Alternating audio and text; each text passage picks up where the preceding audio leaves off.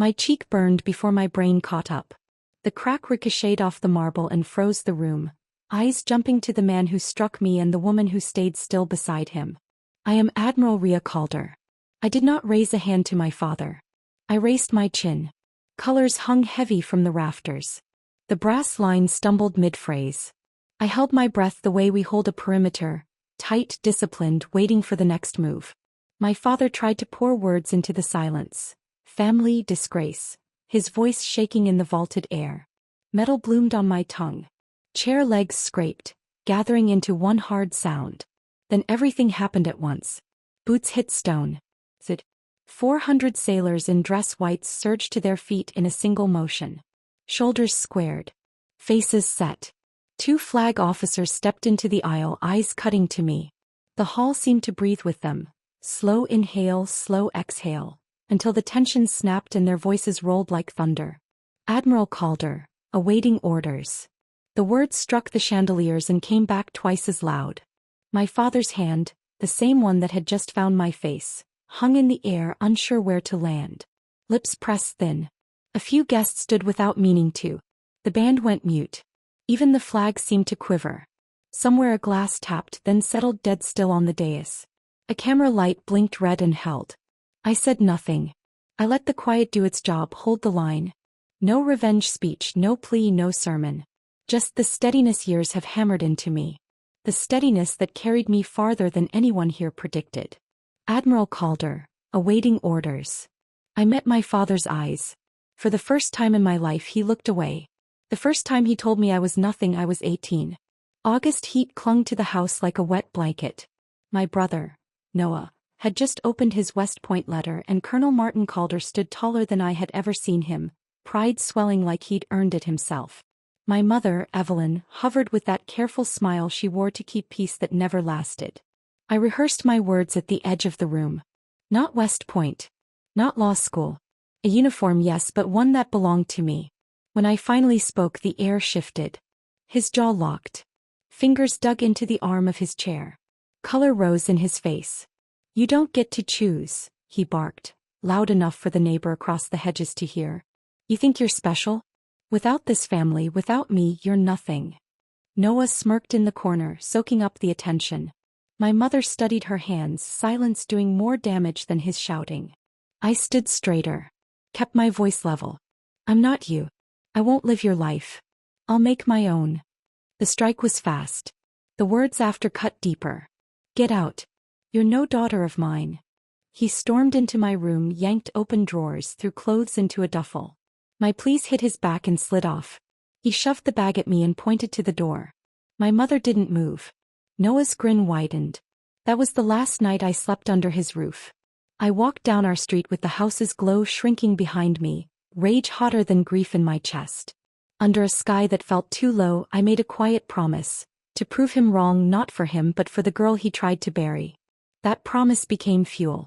I left with nothing but the bag he packed. Cicadas hummed. Each step felt heavier than the last.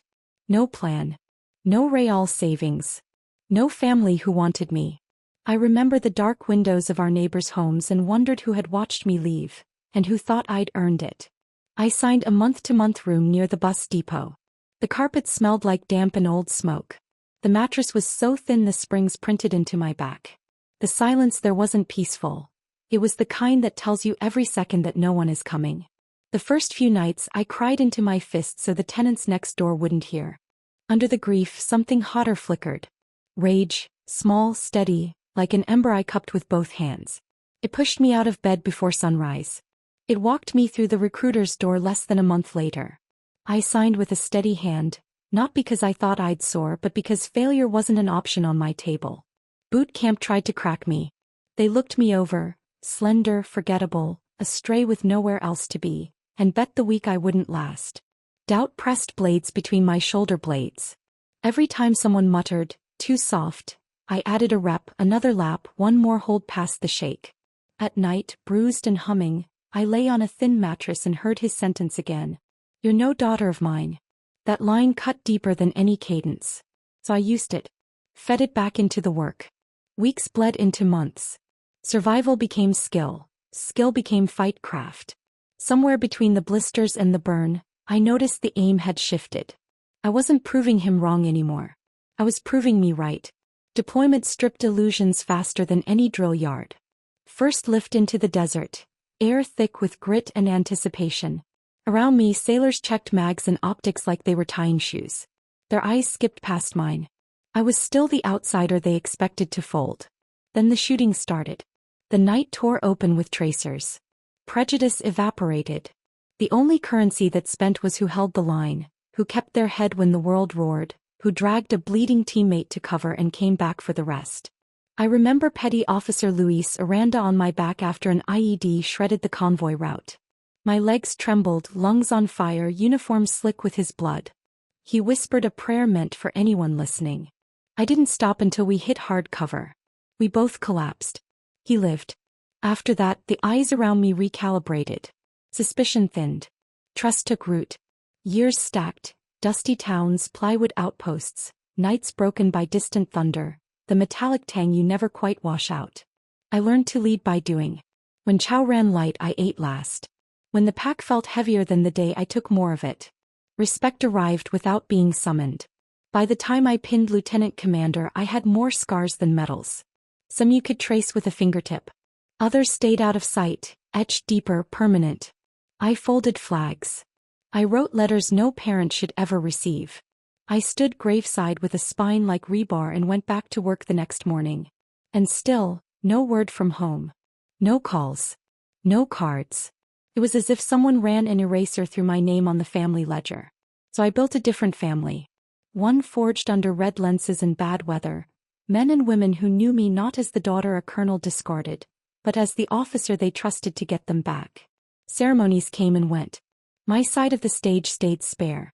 Other sailors had mothers pinning brass, fathers gripping hands with pride. I saluted, smiled for the photos, then walked off alone. The hurt started sharp, then settled into a heavier, quieter thing. Silence moved in. Not the peaceful kind, the suffocating kind. The kind that says clearly, no one's coming.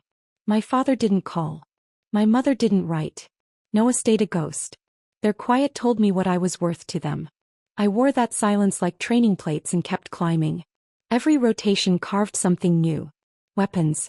TDPs. The 1,000 micro-decisions that decide who gets a sunrise. When men twice my size started following my orders without a pause, leadership clicked. It isn't volume. It's stepping first into the doorway so everyone behind you believes they can make it through. When I moved into naval special warfare, the whispers started. Impossible. Optics play. She'll wash. I stayed. Instructors pushed to break bone and mind. I let the pressure forge instead. I carried my father's sentence like a hot brand and turned it into steel. Years passed. I rose. Not chasing spotlight, just refusing to quit. My name moved from line items in reports to briefings, then into the mouths of commanders who needed outcomes. I never dialed the man who cut me loose. Some silences are earned, and I let that one stand. What mattered wasn't rank on a shoulder. It was the people who chose to stand beside me when it got hot. Men and women who'd follow me into fire, who didn't see scandal or shame, only a leader they'd trust with their lives. That was family. With them, without ceremony, I kept climbing. The morning the envelope landed on my desk, I nearly swept it into the junk pile. Thick cardstock, embossed crest, the kind of flourish that flatters donors and retirees. Then my eye snagged on the honorees list. Colonel Martin Calder. 15 years since he shoved a duffel into my arms and told me I didn't belong to him. In those years I'd buried friends, run missions that lived only in sealed briefings, and collected scars he'd never see. I thought I'd buried him too, or at least the version of him that could still touch me. But there it was. Veterans Honor Banquet, a national roll call of service. The quiet I'd lived inside for so long cracked down the middle. I sat with the invitation for hours. I could have ignored it, tossed it, pretended it never reached my inbox. No one would have faulted me. But something steady in me said I needed to go. Not for vengeance. Not for reconciliation. For truth. The kind that insists on daylight. Banquet day, I stared at my reflection longer than made sense. The woman looking back barely resembled the kid who left home with one bag. Dress whites razor sharp. Ribbons and medals polished to catch the room. 4 stars. Each one equal parts wound and honor. Would he recognize me? Would he see anything beyond the daughter he erased? The questions flickered. I shut them down. I wasn't going for him. I was going because the silence had lasted long enough, and in that hall he would have to face what he did. The venue felt like a cathedral built for memory. Flags flanking the stage. Polished floors catching chandelier light. A brass ensemble threading old hymns through the chatter. Rows of veterans in jackets heavy with metal. Families leaning close, whispering pride. My steps clicked steady on marble, measured on the outside, heartbeat hammering under the surface. Heads turned as I entered. A few whispers rode the air. Some stood out of reflex at the sight of the rank. I came alone. It's how I'd done most things. Then I found him, front rows, Evelyn on his right, Noah just beyond. His hair had gone to silver. His posture stayed parade ground straight. Bars and badges lined his chest like armor. My mother's face was thinner. Her eyes widened when they found me. Noah's mouth curled, but my father's jaw locked so hard I thought it might crack. I gave a small nod and angled for an empty seat. He stood. The chair's legs screeched across the floor, slicing through the music. "You're not welcome here," he boomed, voice rolling up into the vaulted ceiling. Conversation died. The band choked off mid-phrase. Every gaze swung our way. I kept my chest rising and falling, calm on the surface while the old wound lit up inside.